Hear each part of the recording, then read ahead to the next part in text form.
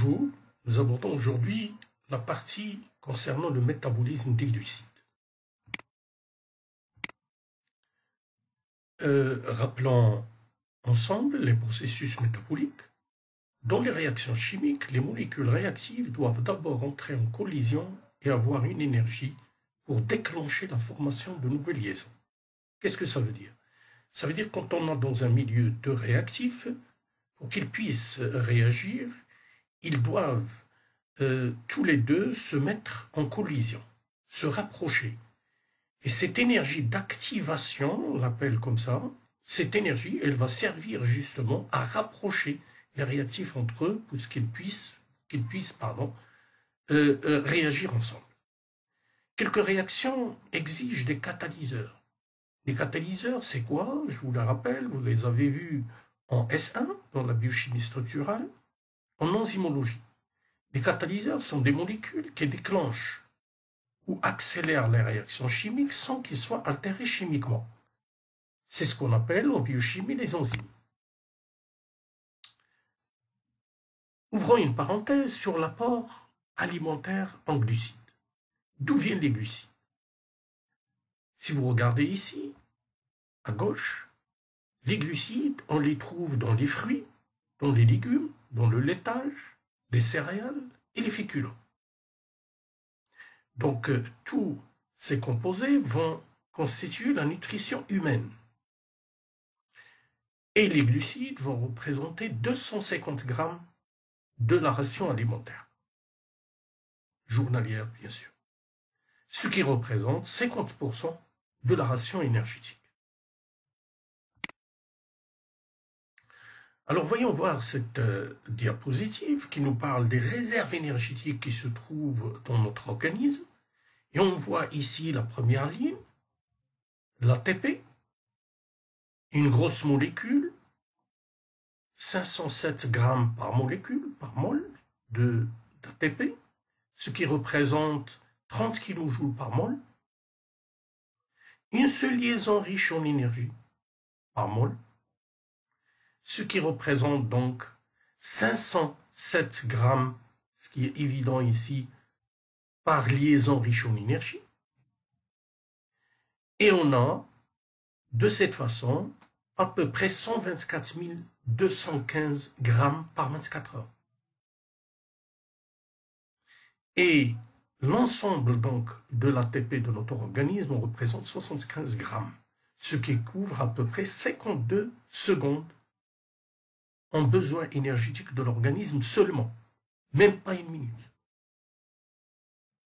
La même chose, on peut parler de la créatine phosphate, la première molécule, rappelez-vous, dont on a parlé, qui se trouve dans le niveau des muscles. C'est la première molécule donc, qui est consommée au niveau des muscles. Sa réserve va couvrir 2 minutes 30 secondes. Parce qu'on en a à peu près une quantité de 65 grammes. Le glucose. Le glucose, en anaérobie, sa masse moléculaire 180 grammes, une réserve de 10 grammes, ce qui couvre seulement 2 minutes 40 secondes en besoin énergétique. Alors qu'en aérobie, la même molécule va couvrir jusqu'à 30 minutes. Regardez un peu déjà la différence entre le métabolisme aérobique et le métabolisme anaérobique. Donc beaucoup plus d'énergie en anaérobie en présence d'oxygène. Le glycogène, 400 grammes de réserve, ce qui couvre à peu près 2 heures de besoin énergétique en anaérobie et 22 heures à peu près un jour en présence d'oxygène. Par contre, les lipides, 847 grammes par mol pour les triglycérides. On a une réserve de 700 grammes à peu près, 7 kilos, ce qui couvre un besoin énergétique d'un mois. Donc les lipides, par rapport aux glucides, bien sûr, ils sont beaucoup plus calorifiques.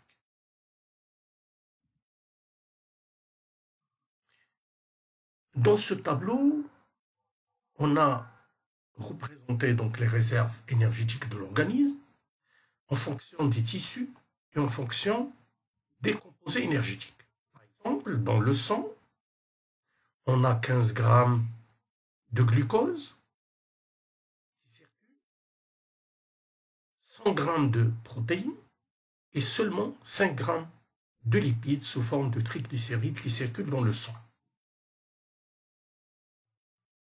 Dans le foie, on a 100 grammes donc des glucides, et c'est compréhensible parce que le foie c'est un siège de stockage de ces glucides sous forme de glycogène, 100 grammes de protéines et 50 grammes de lipides. Si on regarde, on compare un peu le foie au tissu adipeux et aux muscles, on voit qu'au niveau du tissu adipeux, on a à peu près 12 kg de lipides, c'est essentiellement la matière grasse qui est stockée à ce niveau-là. Et au niveau des muscles, on trouve beaucoup de protéines, jusqu'à 4 kg, avec des réserves en glucides, parce que le muscle aussi fait du glycogène. Et on a aussi des lipides. Alors, comme on vient de le voir, la consommation d'ATP, elle est variable au cours du temps, et l'apport alimentaire l'est aussi. Elle varie aussi en fonction du temps. Le matin n'est pas comme le midi, n'est pas comme le soir. L'organisme doit donc réguler son métabolisme énergétique, emmagasiner des réserves de substrat ou les dépenser pour faire l'appoint. Donc cette consommation d'ATP ou d'énergie en général va varier au cours du temps dans les cellules de l'organisme et il y aura une très forte régulation pour justement favoriser soit la consommation, soit la mise en stock de cette réserve. Donc on a vu précédemment que l'ATP a un poids moléculaire très élevé, à peu près 507 grammes. Il ne peut donner qu'une liaison riche en énergie. Donc, s'il fallait rassurer notre besoin quotidien minimum en énergie, métabolisme basal, qui se chiffre à 7500 kJ, donc il faudrait à peu près 124 kg d'ATP. Or, notre organisme tout entier ne contient que 75 grammes, ce qui nous assure une autonomie de 52 secondes, comme on l'a vu précédemment. Le glucose, c'est un substrat énergétique le plus favorablement utilisé par les cellules. Son poids, on l'a vu, est de 180 grammes par mol. Il peut donner 38 liaisons riches en énergie par mol, par comparaison à la molécule d'ATP. Donc, s'il fallait assurer notre métabolisme avec du glucose en aérobiose, il en faudrait 471 grammes. Et l'organisme tout entier n'en contient que 10 grammes. Ce qui nous assure une couverture, une autonomie donc d'une demi-heure. Les triglycérides, on l'a vu, c'est la meilleure forme de réserve énergétique de notre organisme. Ça, c'est une question de solubilité de ces molécules. Rappelons que toutes les réactions biochimiques se passent en milieu aqueux et comme vous savez, la solubilité des lipides est très très très faible dans un milieu aqueux. Donc ces triglycérides, c'est une forme favorablement destinée vers le stockage et non pas vers l'utilisation. Donc ils peuvent donner ces lipides 432 liaisons riches en énergie par mol, donc beaucoup plus que les glucides. Et s'il fallait assurer notre métabolisme basal avec la graisse du tissu adipeux, il en faudrait 190 grammes. Or, notre organisme tout entier en contient 7 kg, ce qui nous assure une autonomie d'un mois. On rappelle que le glucose, c'est un sucre naturel de formule brute C6H12O6 qui se trouve dans les aliments et qui est fabriqué par le foie des os issus de la digestion de tous les autres glucides. Donc on va le voir tout à l'heure pendant la digestion des glucides, des polysaccharides. Et on va parler surtout du glucose, parce que les autres os, ils vont retrouver la voie métabolique du glucose. Notre organisme, il peut donc utiliser le glucose à partir du glycogène. Et la glycogénolyse couvre chaque jour 75% de nos besoins en glucose. Et le glucose en excès, il est utilisé dans la lipogénèse. Normalement, le taux de glucose sanguin, qu'on appelle la glycémie, est de l'ordre à peu près de 1 g par litre pour un sujet à jeun. Donc ce qu'il faut retenir ici, c'est que la matière organique la plus facilement utilisée par nos cellules comme source énergétique, ce sont les glucides. Les lipides représentent en termes ou en comparaison par rapport aux glucides en poids plus d'énergie. C'est une forme qui se stocke plus facilement que les glucides.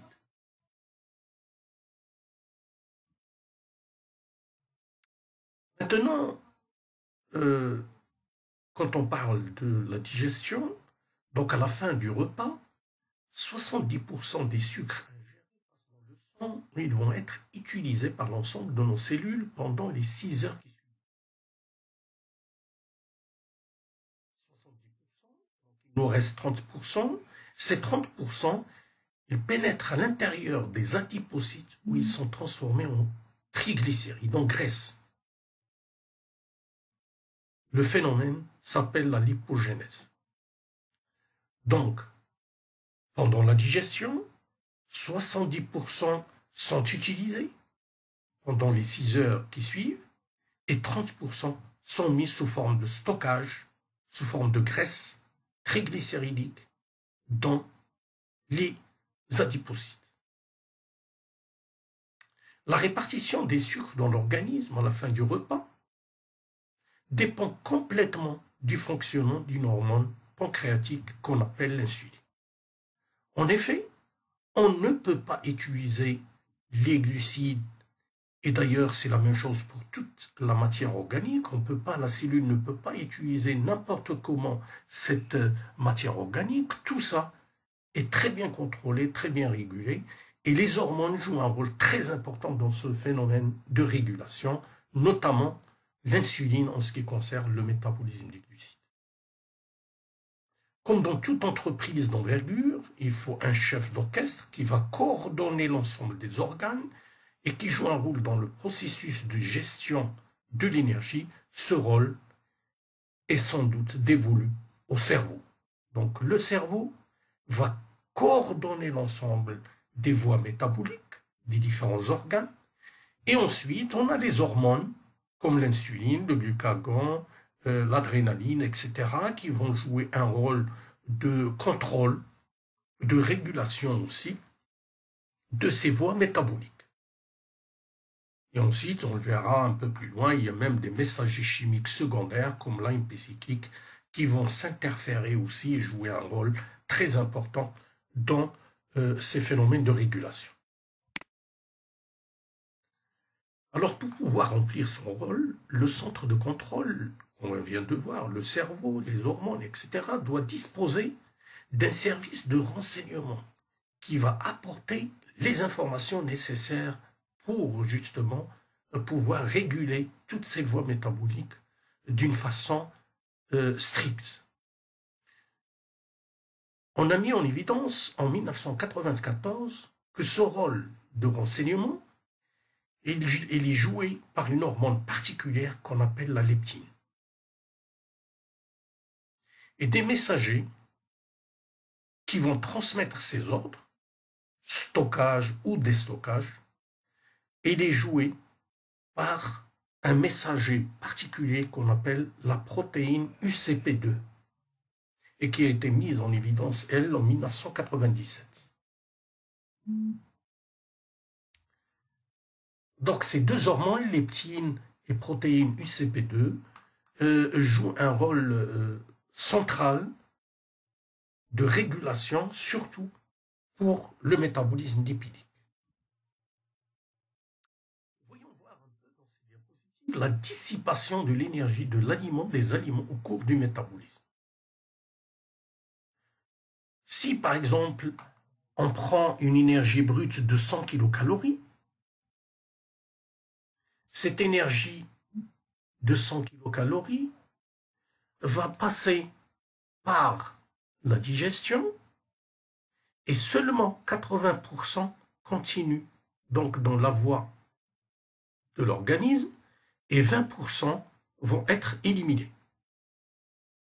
Donc si on prend 100 kilocalories, 80 kilocalories continuent donc la digestion et 20 kilocalories vont être éliminées sous forme de déchets. Ces 80 kilocalories, ils vont donc continuer vers l'énergie métabolisable, 4% vont être éliminés dans les urines et au niveau intestinal, ce qui représente 3,2 kilocalories. Donc 76,8 kilocalories continuent un peu leur voyage digestif. Alors 30% encore de ces 76,8 kilocalories vont donner de la chaleur. Il faut bien maintenir l'organisme à une température de 37 degrés, ce qui représente une quantité quand même non négligeable et qui demande beaucoup de calories. Donc 30% des 76 kilocalories vont se transformer en chaleur et seulement 70% donc des 100 kilocalories de départ vont être métabolisables, utilisables par la cellule. À quoi va servir cette énergie métabolisable? Elle va servir à couvrir les besoins donc de la cellule, les contractions musculaires, la prise de poids, les réserves, etc., etc. Donc retenez bien, seulement 70% de l'énergie de départ va être utilisée par les cellules, ce qui représente à peu près 53,8 kilocalories, donc à peu près la moitié de l'énergie de départ des 100 kilocalories seulement va être utilisable.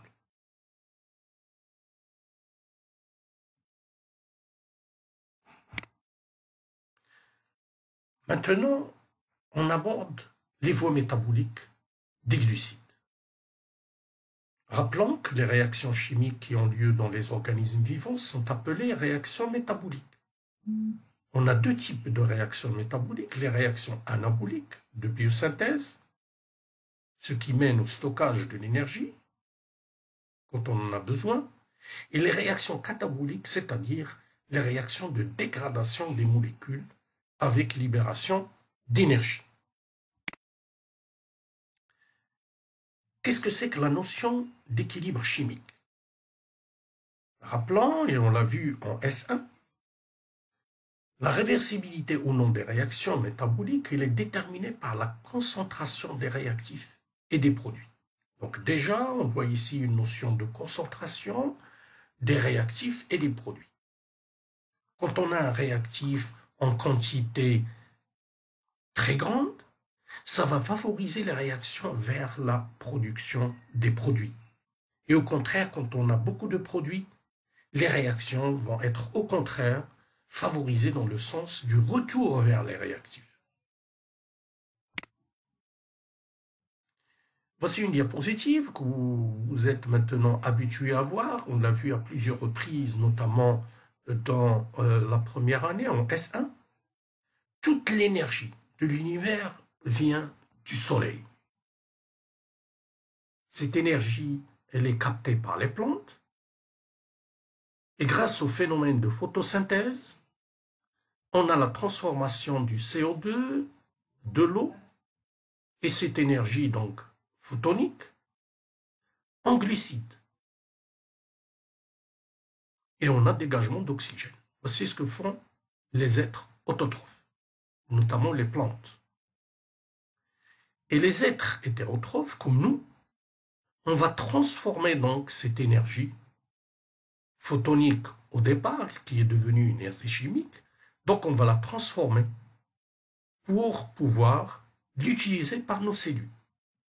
Donc nous, par exemple, quand je dis nous, les êtres hétérotrophes dont on fait partie, nous, les humains, on dépend étroitement des plantes. Seules les plantes peuvent transformer cette énergie donc photonique en énergie chimique. Et nous, on va utiliser cette énergie chimique pour en tirer l'énergie nécessaire à notre vie.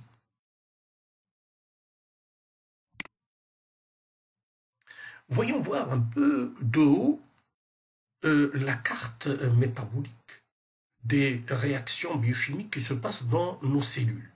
Et quand on regarde cette carte, ces voies métaboliques, ça nous rappelle un peu les cartes urbaines, la carte routière. On voit qu'il y a beaucoup de voies qui s'entrecroisent d'ailleurs, et on peut aller d'un endroit à l'autre avec des croisements, avec des carrefours, etc. Donc retenez bien, les voies métaboliques ressemblent donc aux voies routières, avec des voies principales, des voies secondaires, des voies à double sens, des voies à sens unique, etc., etc. Et il y a bien sûr, au niveau de cette carte routière, il y a des contrôleurs. C'est la même chose pour les cartes métaboliques. On a vu tout à l'heure que le cerveau, les hormones, les messagers chimiques jouent un rôle très important au niveau des régulations qui régulent le flux et les voies métaboliques. Donc retenez bien, voie métabolique et voie routière, il y a une très grande analogie entre les deux. Et ça vous explique un peu, ça facilite un peu la compréhension du fonctionnement global du métabolisme. Si maintenant on réduit notre vision au métabolisme protéique, glucidique et lipidique, on voit bien que ici les voies des protéines, les voies métaboliques des protéines en rouge, au milieu la voie des glucides en bleu et à droite la voie des lipides. On voit que les oses ici prennent une place primordiale, centrale dans ce métabolisme, et que les autres voies vont se greffer, vont rejoindre un peu cette voie énergétique des glucides. Donc retenez bien, il faut garder toujours dans l'esprit cette notion d'interrelation métabolique entre protéines, oses et lipides. Et d'ailleurs, ça sera le même cas pour les autres matières organiques comme les acides nucléiques. Donc on ne peut pas parler d'un type de métabolisme sans faire une relation avec les autres voies métaboliques qui lui sont raccrochées. Ou accrochées, pardon.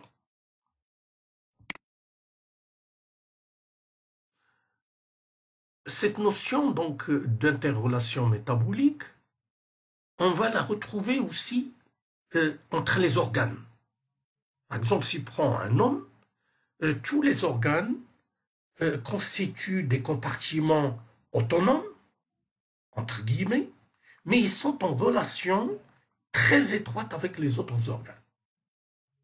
En effet, si on regarde bien cette diapositive, on voit ici le sang, le lieu de transfert et de circulation des composés énergétiques cellulaires.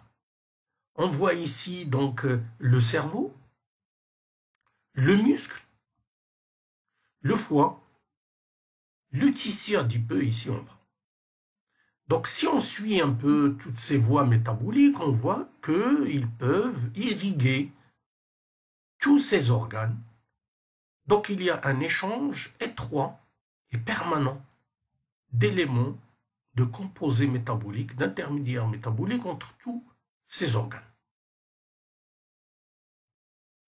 Et ici, on voit un peu un réservoir de sucre, parce qu'on a dit tout à l'heure que la glycémie était très constante au niveau sanguin.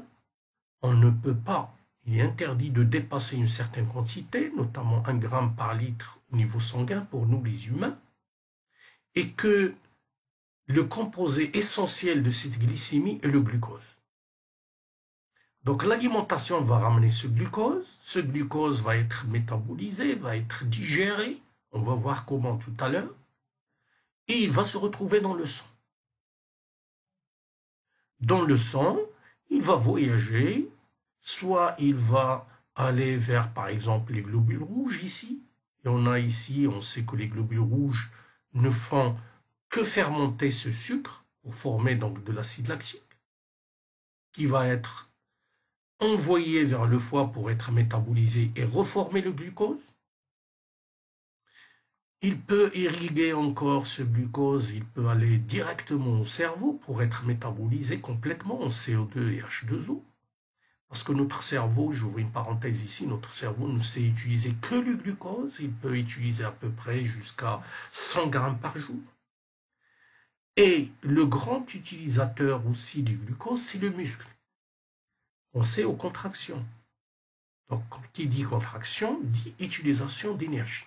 Donc, ce glucose va être soit stocké sous forme de glycogène, quand on y en a en excès, soit être directement utilisé au niveau du muscle, de la même manière qu'on a vu dans le cerveau, sous forme de CO2 et H2O.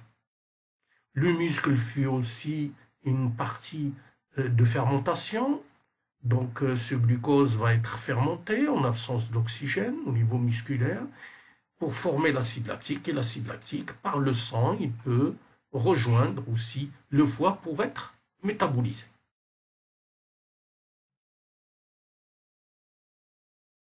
Voilà, les protéines du muscle aussi peuvent être une source de formation de ce glucose en cas de besoin. Sinon, l'excès, on le voit ici, l'excès de ce glucose peut aller vers le tissu adipeux via le foie pour être stocké sous forme de lipides. Et ici, je vous rappelle un peu le rôle très primordial et très central de cet organe qui est le foie, parce que c'est le seul qui distribue donc ce glucose au reste de l'organisme.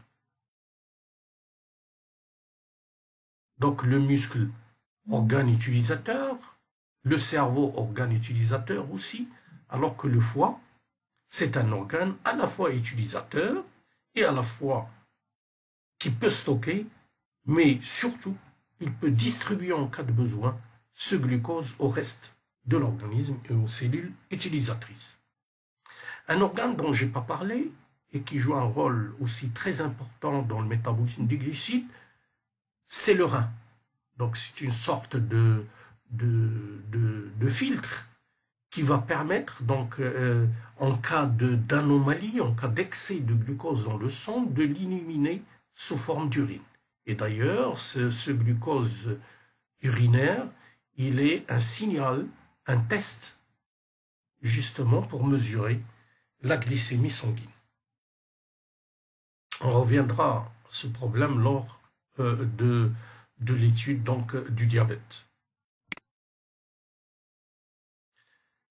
Maintenant, une notion que je veux partager avec vous, c'est la notion métabolique du glucose et uniquement du glucose.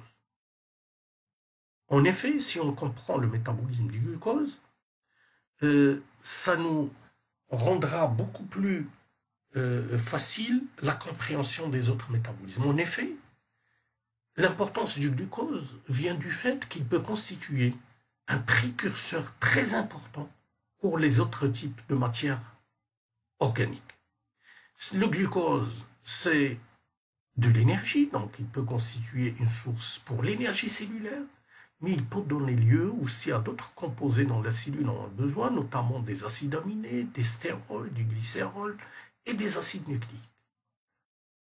Donc le glucose, un point très important, un composé très important dont il faut vraiment comprendre les mécanismes de son métabolisme, parce qu'à partir du glucose, on peut aller vers d'autres types de métabolites. Donc nous, quand on va étudier le métabolisme du glucose, il ne faut jamais perdre de l'esprit qu'il est lié étroitement aux autres. On a vu tout à l'heure la carte métabolique, tout est lié, tout est en interrelation métabolique.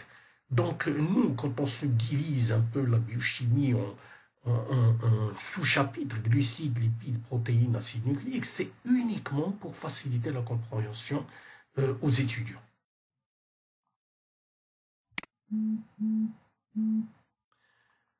Alors on va commencer par le départ, par le commencement. À partir des aliments, on va digérer donc ces glucides et on va voir comment ils sont digérés et comment ils sont absorbés avant d'être métabolisés.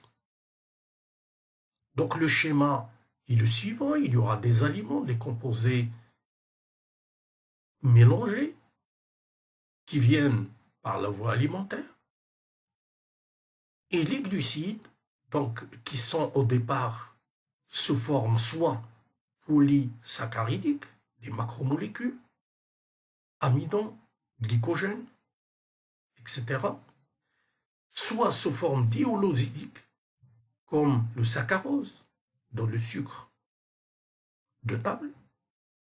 Ces composés compliqués, au point de vue structural, vont se retrouver digérés et transformés en molécules beaucoup plus simples, les os. Ces os vont rejoindre tous une molécule que vous connaissez très bien, le glucose. Et c'est seulement sous cette forme que cette molécule va être métabolisée dans les cellules. Alors voyons voir un peu cette digestion. Comme je viens de le dire, dans l'alimentation, les polysaccharides se trouvent sous deux formes. Soit l'amidon, soit le glycogène. L'amidon, c'est la forme de stockage dans les végétaux, et d'ailleurs, tous les légumes, le blé, tout ce qui est pain, etc., va contenir de l'amidon, soit du glycogène. Le glycogène, on va le trouver au niveau de la viande, etc. Donc, tous les produits d'origine animale. Alors, ces deux polysaccharides, lors de la digestion, vont être dégradés par des enzymes qu'on appelle des amylases. Alors, il y a deux types, les alpha-amylases qui se trouvent dans la salive, le sucre pancréatique et dans les plantes en germination, et les bêta-amylases qui vont se trouver chez les végétaux. Donc le nom de alpha et bêta, c'est le nom, on a donné ce nom à ces enzymes à partir des produits libérés donc de digestion par ces enzymes. Voici un schéma, un tableau que vous avez vu déjà en S1, quand on a parlé un peu de la transformation des glucides compliqués en oses simples. Et quand on regarde un peu ce tableau, on a le suc digestif avec toutes les parties donc de la digestion, de la partie du système digestif. Ici, les enzymes correspondant à chaque partie. Et ici, on a la matière organique qui va donc être digérée, qui va être attaquée par ces enzymes. Et nous, aujourd'hui, on va s'intéresser à cette colonne qui est la colonne des glucides. Donc, comme on vient de le voir, le point de départ, c'est des glucides complexes, comme l'amidon, le glycogène. Pendant l'alimentation, au niveau déjà de la salive ici, on a des enzymes spéciales, les amylases, qui vont s'attaquer à ces macromolécules pour libérer du maltose. Ce maltose va voyager donc le long du tube digestif et arriver au niveau de l'estomac, de l'intestin. Il va subir encore l'attaque des enzymes, notamment de l'amylase, ici, qui va dégrader ce maltose pour libérer du glucose. Et c'est le glucose qui est la forme d'absorption au niveau intestinal et qui va se retrouver ici au niveau sanguin. Donc retenez bien, on part des glucides complexes, attaque enzymatique au niveau du tube digestif et absorption des os simples issus de cette digestion. Voilà un schéma qui vous montre un peu ce travail enzymatique pendant la digestion. On a l'amidon ici et l'action des amylases ici en rouge. Résultat, on a d'un côté le maltose et puis de l'amidon plus ou moins digéré, plus ou moins attaqué par les enzymes qu'on appelle les dextrine limites. Et ces dextrine limites, ils vont être de nouveau attaqués par des amylases pour obtenir à la fin du maltose, donc un disaccharide, qui va à son tour être attaqué par des maltases, et à la fin, on a des molécules simples de glucose. Donc, je vous demande ici d'aller jeter un coup d'œil sur les structures de ces molécules, maltose, glucose, saccharose, etc., pour pouvoir un peu suivre les voies métaboliques d'une manière aisée. Donc, parce qu'il n'est pas question qu'on revoie toutes les structures, le temps ne nous permettra pas. Alors, voici ici, résumé sur ce tableau, les enzymes donc digestives qu'on va voir lors de la digestion des polysaccharides. Donc, le glycogène et l'amidon, ils vont être attaqués par des amylases, résultat des disaccharides, à leur tour attaqués par des maltases, et on obtient du glucose, qui est un monosaccharide. La cellulose, elle, qui se trouve dans les légumes, les végétaux, etc., qu'on mange pendant l'alimentation, cette cellulose va être attaquée par les cellulases, obtention donc d'un disaccharide qu'on appelle la cellobiose, qui va être attaquée à son tour par les cellobiases, et on revient vers le produit glucose. La kétine, qui est un polysaccharide qui se trouve dans les crevettes, par exemple, les crabes, etc. Et il va être attaqué par les kétinases et on va obtenir la kétobiose. La kétobiose, à son tour, va être attaquée par les kétobiases et on obtient un glucosaminé qu'on appelle la glucosamine. L'inuline, ce polysaccharide aussi constitué uniquement par du fructose, va être attaqué par des inulinases et on obtient des molécules de fructose. Le raffinose, ce polysaccharide constitué donc par trois oses, va être attaqué par des galactosidases et on obtient d'un côté le mélibiose, qui est constitué un disaccharide de glucose et de galactose, et de l'autre côté du fructose. Le mélibiose attaqué par mélibiase pour obtenir les deux sucres glucose-galactose, et à la fin, on a les trois constituants du raffinose, glucose, galactose, fructose.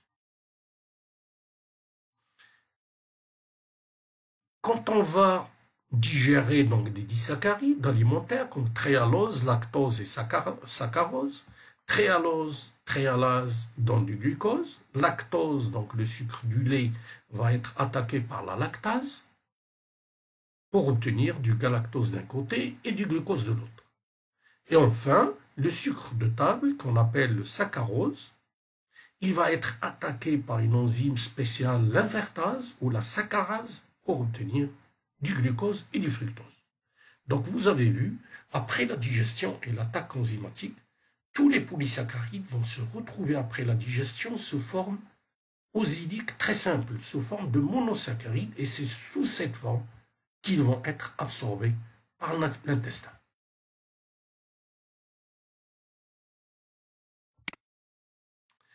Voilà donc schématiquement un peu ce qui se passe pendant la digestion de ces polysaccharides. Le fructose, il va passer directement. Le saccharose, donc, qu'on trouve dans les aliments sucrés, quand on boit du café, du thé, etc., un gâteau. Le saccharose va être digéré en fructose et en glucose et qui va passer donc dans la circulation sanguine après l'absorption. L'amidon, on a dit attaqué par les maltases, résultat du glucose qui va passer. Le lactose aussi attaque lactase, d'un côté glucose, galactose, et qui vont passer aussi pendant la circulation, dans la circulation sanguine. La cellulose, elle ne peut pas être digérée par les humains. On n'a pas les enzymes donc nécessaires pour son attaque, donc il va passer, il va rester au niveau de l'intestin et il va participer au péristaltisme intestinal, il va faciliter donc le voyage des déchets dans l'intestin. Parce que là, justement, c'est la lumière intestinale et ici, on a l'entérocyte. Voilà donc des os simples après la digestion qui vont être absorbés et vont tous se retrouver dans le sang et ils vont aller vers le foie. Et le foie, comme je l'ai dit tout à l'heure, c'est lui qui va les distribuer au reste de l'organisme, notamment le cerveau, le muscle, les hématies, ou bien être stocké sous forme de graisse. Et maintenant, on arrive à une notion très importante, la notion de transport de glucose. Comment il est transporté, comment il est pris en charge pour rentrer dans les cellules ou pour en sortir. Et dans cette notion de transport de glucose, on va voir la notion de flux, la glycémie, le transport membranaire, et l'entrée et la sortie du glucose des cellules. Et on commence par cette notion de flux. Alors, quand on dit une notion de flux, on parle donc de quantité d'organites ou de métabolites, qui vont être favorisés dans un sens ou au contraire dans le sens contraire. Par exemple, voyons voir ici un peu au niveau de l'intestin, les aliments arrivent, le glucose arrive, et on va voir quel sens métabolique va être favorisé par cette arrivée de glucose. On voit que ce glucose, après la digestion, il va être absorbé, et il a deux possibilités. Soit aller vers le foie pour être stocké sous forme de graisse, sous forme de triglycérides, soit sous forme de glycogène. Donc voici la première destinée, le foie. Ensuite, ce glucose, à travers le sang, via le sang, il peut aller vers les muscles. Vers les muscles, soit il va être utilisé comme source énergétique, dégradé, soit il peut être, en cas d'excès, stocké sous forme de glycogène. Ce glucose peut aller vers un autre organe utilisateur, le cerveau. Et le cerveau, comme on l'a dit tout à l'heure, il ne peut pas faire de stockage, au contraire, lui, il ne peut qu'utiliser ce glucose comme source énergétique. Donc, retenez bien, pendant la voie de dégradation ou de stockage du glucose dépend de l'arrivée de la quantité de glucose par l'alimentation. Quand le glucose arrive en quantité énorme, ce sont les voies en rouge ici qui sont favorisées. Donc on va vers le stockage au niveau du foie et au niveau du muscle. C'est ce qu'on appelle la voie postprandiale. Et cette voie de stockage, de favorisation des stockages, elle est favorisée par l'insuline. On sait très bien que l'insuline, c'est une hormone hypoglycémiante, donc tout ce qui favorise la disparition du glucose va être favorisé par l'insuline. Et justement, l'insuline, il va faire fuir ce glucose vers ses organes de stockage, le foie et le muscle. Donc, il ne faut pas qu'il reste dans le sang. Pardon. Maintenant, quand il n'y a pas d'alimentation, en cas de jeûne, ou bien loin des heures de repas, Ce n'est pas la voie de stockage qui va être favorisée, mais plutôt la voie d'utilisation. Donc on voit ici les flèches rouges qui vont être favorisées. Le glucose, il va être utilisé par le cerveau comme source énergétique. Les stocks de glycogène au niveau du foie et au niveau du muscle vont être dégradés pour libérer ce glucose. Voilà. Le taux de glucose va augmenter au fur et à mesure de ces dégradations de ces stocks de glycogène pour pouvoir être utilisé comme source énergétique. Et quand cette source énergétique ne suffit pas, on a vu tout à l'heure au début que le stock est très limité, on va faire appel à d'autres précurseurs glucidiques, glucoformateurs, comme certains acides aminés, par exemple la glutamine et l'alanine, qui vont constituer des précurseurs donnant du glucose, pour augmenter un peu la quantité de glucose qui manque maintenant dans l'organisme. Une autre voie aussi qui va participer à l'augmentation du glucose en absence d'alimentation, c'est la voie de fermentation. En effet, le lactose, l'acide lactique, qui a été formé lors de la fermentation du glucose, va constituer une source pour former du glucose. Donc c'est un glucoformateur aussi. C'est ce qu'on appelle la néoglucogénèse.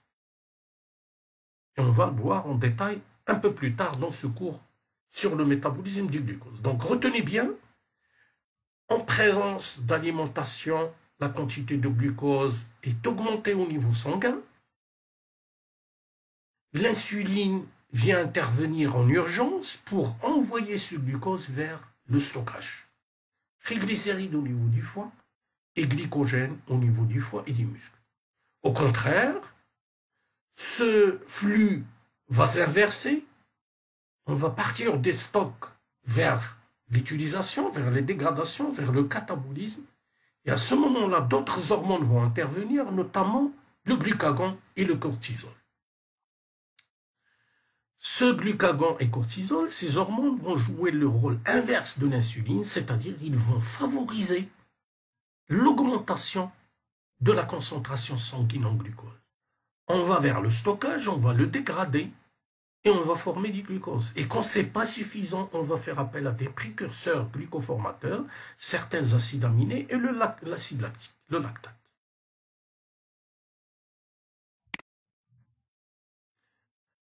La glycémie.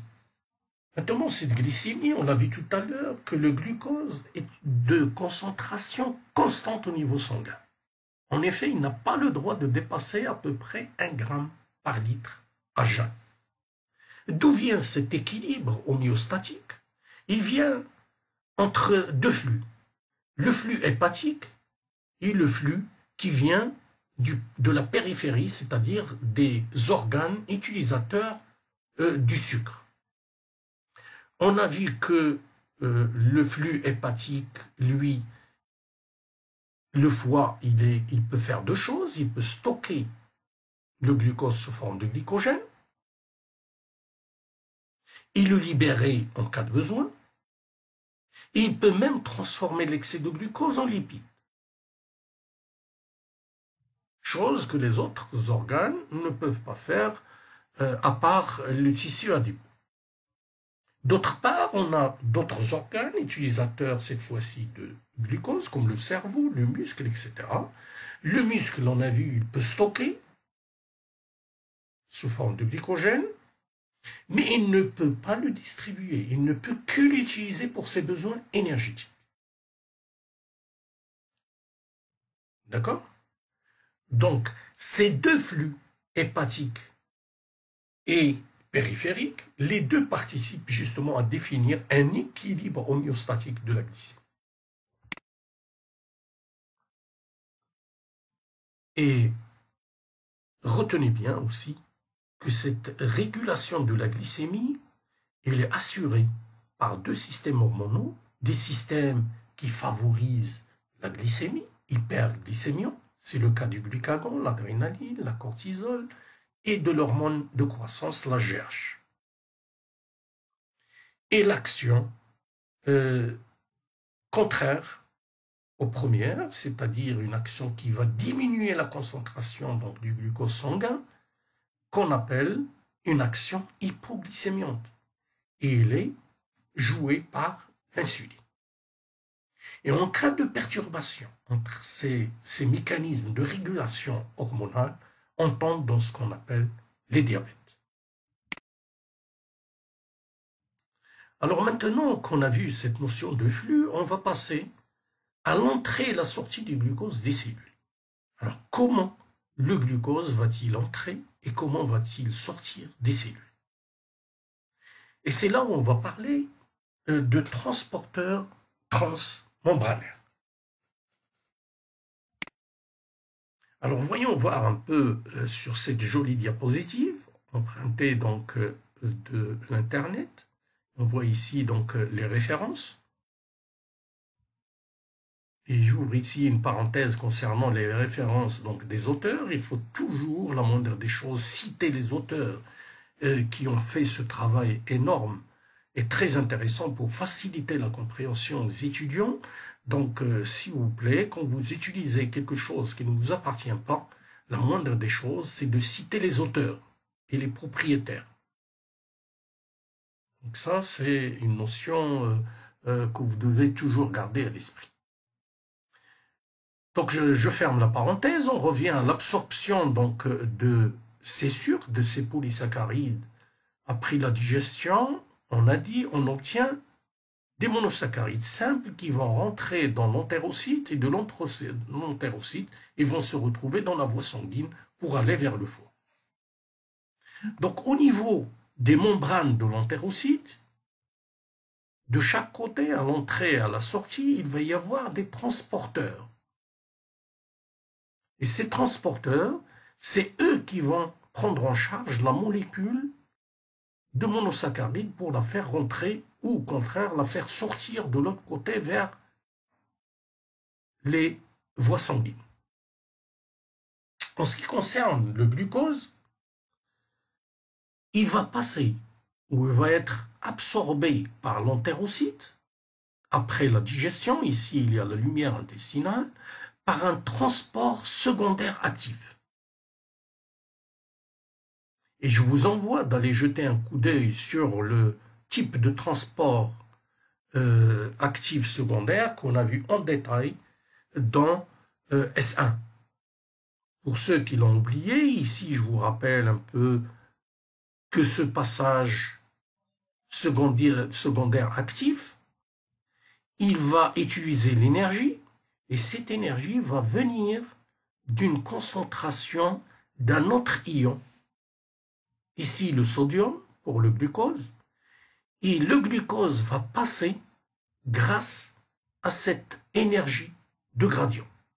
Donc d'un côté, on a beaucoup de sodium par rapport à l'intérieur de l'entérocyte, et quelque chose de très concentré va être facilement poussé vers le compartiment où il y a la concentration la plus faible.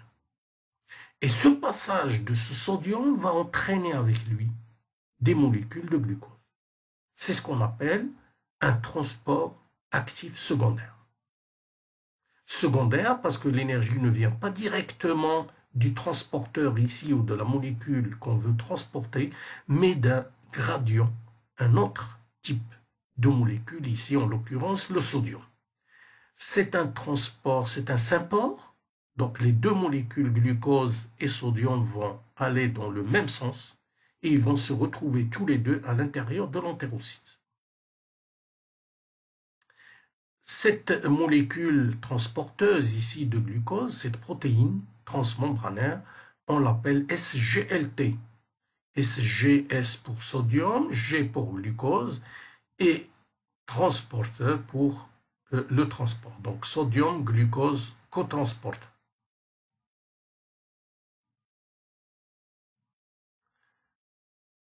De l'autre côté, maintenant, on est à l'intérieur de l'entérocyte. De l'autre côté, le glucose va diffuser d'une manière facilitée de l'autre côté grâce à cette perméase qu'on appelle glucose transporteur.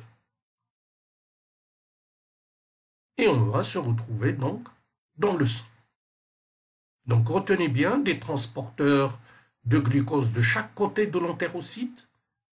Ce sont des transporteurs différents d'un côté et de l'autre. D'un côté, ça nécessite de l'énergie qui provient donc d'un gradient de concentration sodique ici. Et de l'autre côté, un passage, une diffusion facilitée par ces protéines membranaires qu'on appelle les perméases. Tout le glucose qui est absorbé, qui se trouve dans la voie sanguine, va voyager vers le foie où il va être soit stocké, soit être distribué aux cellules utilisatrices.